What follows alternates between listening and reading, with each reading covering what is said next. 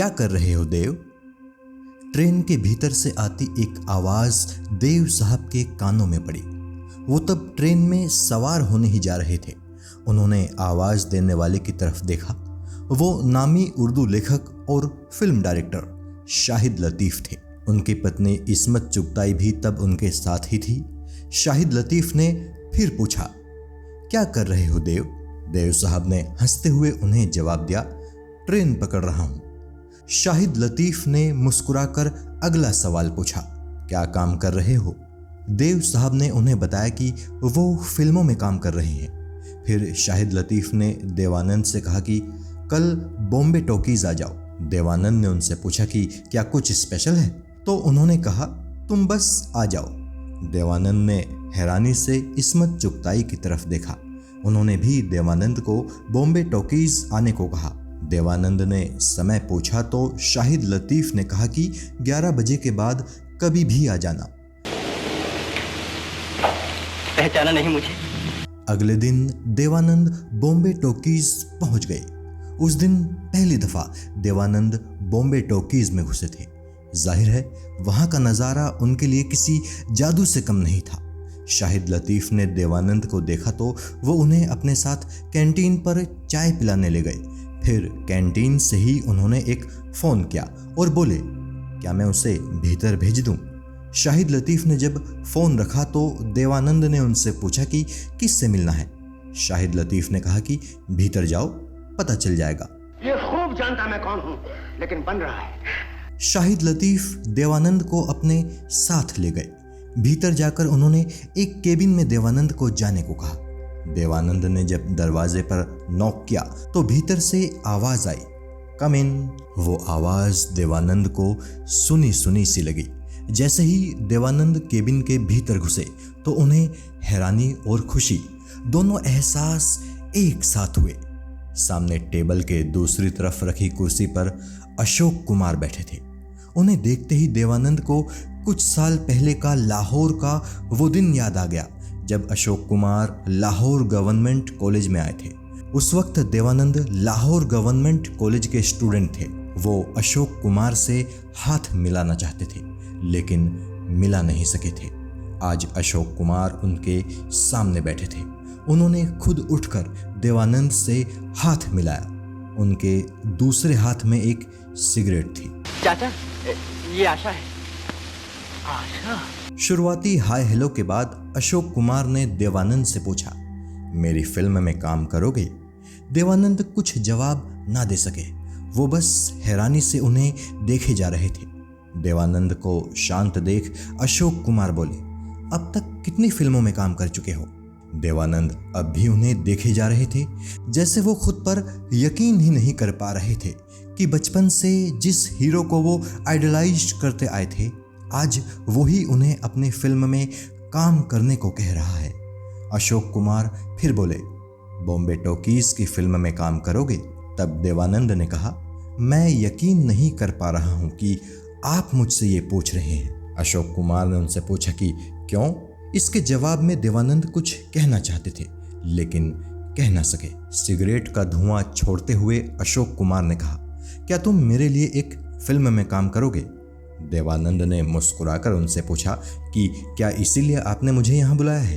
तभी पीछे से शाहिद लतीफ़ की आवाज़ देवानंद के कानों में पड़ी, इसीलिए तुम आज यहाँ हो। शाहिद लतीफ़ भी केबिन में आ चुके थे। शाहिद लतीफ़ ने देवानंद को ये भी बताया कि जिस फिल्म के लिए उन्हें बुलाया गया है उसे शाहिद लतीफ़ खुद डायरेक्ट करेंगे।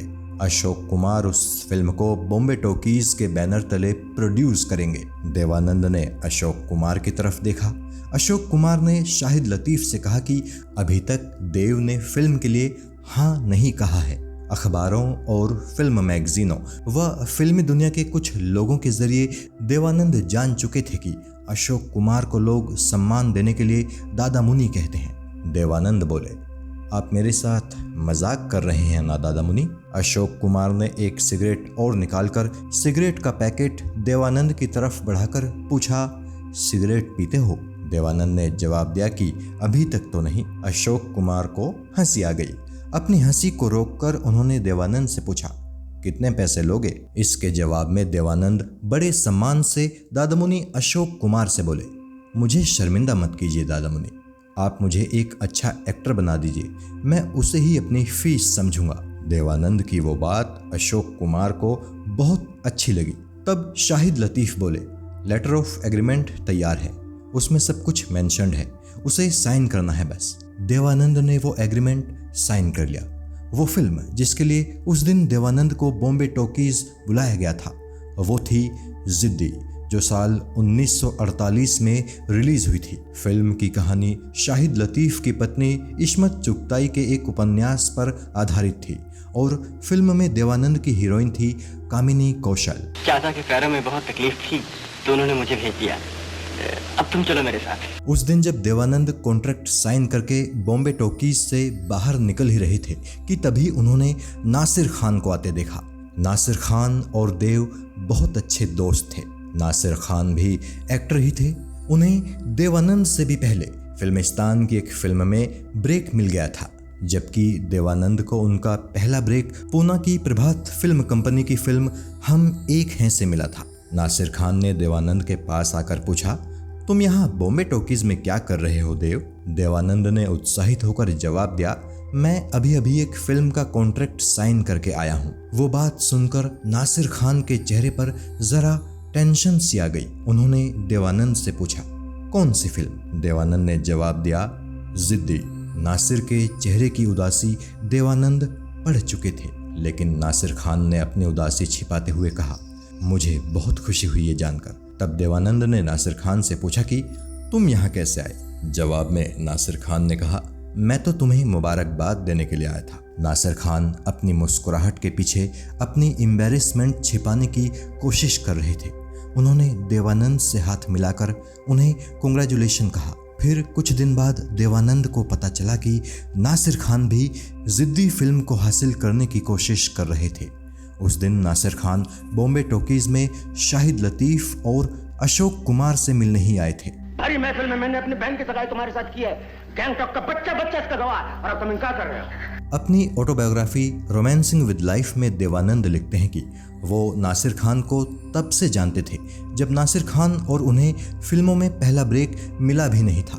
देवानंद ने नासिर खान को पहली दफ़ा पाली हिल के बस स्टैंड की लाइन में खड़े देखा था। उन दिनों दोनों एक ही बस में सवार होकर पाली हिल से बांद्रा तक जाते थे।